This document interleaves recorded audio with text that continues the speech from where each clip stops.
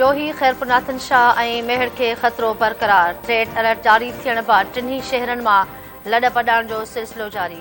जोही ब्रांच खे कारी मोरीअ वटि लॻल कट केतिरनि ई ॻोठनि खे ॿोड़े छॾियो। एफपी बंदि, सुप्रियो बंदि ऐं एमएनवी ड्रेन ते ॿोॾि जे पाणी जो वॾो दॿाउ बरक़रार।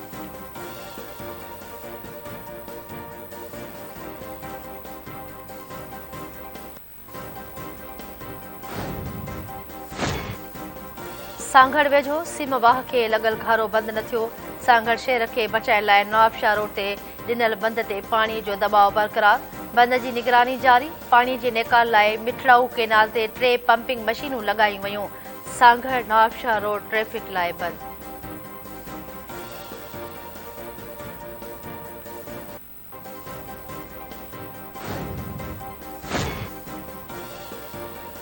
पुराण नदीअ खे मलकानी शरीफ़ भरिसां बि 300 फुट घारो पइजी वियो। 20 खां वधीक ॻोठ ॿुॾी विया। माण्हुनि खे महफ़ूज़ हंधनि ते मुंतक़िल करण लाइ रेस्क्यू ऑपरेशन। पाणी मलकानी शरीफ़ ॾांहुं वधण लॻो।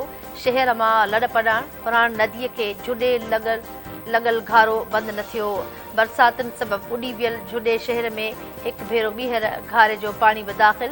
शहरनि जे सूरनि में इज़ाफ़ो। पाणी जी तेज़ वहिकरनि सबबि जुॾो सामार रोड टुटण जो ख़दशो।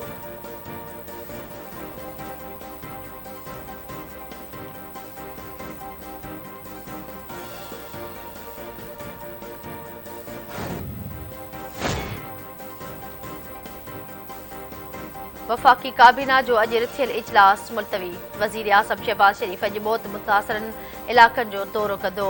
वज़ीर आज़म जे ॿोॾि मुतासिर इलाक़नि जे दौरे सबबि वफ़ाक़ी काबीना जो इजलास मुलतवी कयो वियो।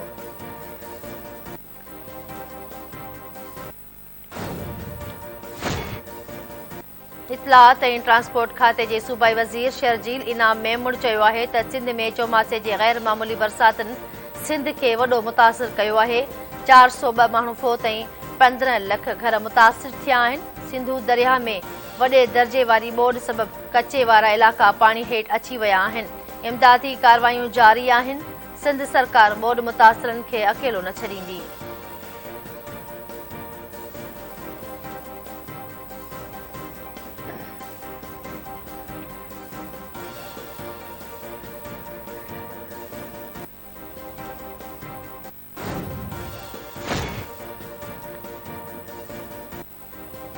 दादूअ में बेनज़ीर इनकम सपोर्ट प्रोग्राम तहत मुस्तहिक औरतुनि खे मिलंदड़ वज़ीफ़नि मां कटौती कंदड़ वधीक 3 एजेंट गिरफ़्तार।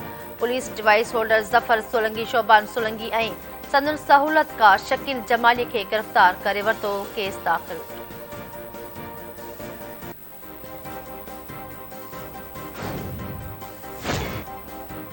ऐं रेती जे ॻोठ अगण भुट्टो में बिजली जो करंट लॻण सबबि हिकु ॼणो फ़ौत। 45 वरियनि जे इमाम बख़्श भुट्टो खे घर अंदरि बिजली ठाहींदे करंट लॻो।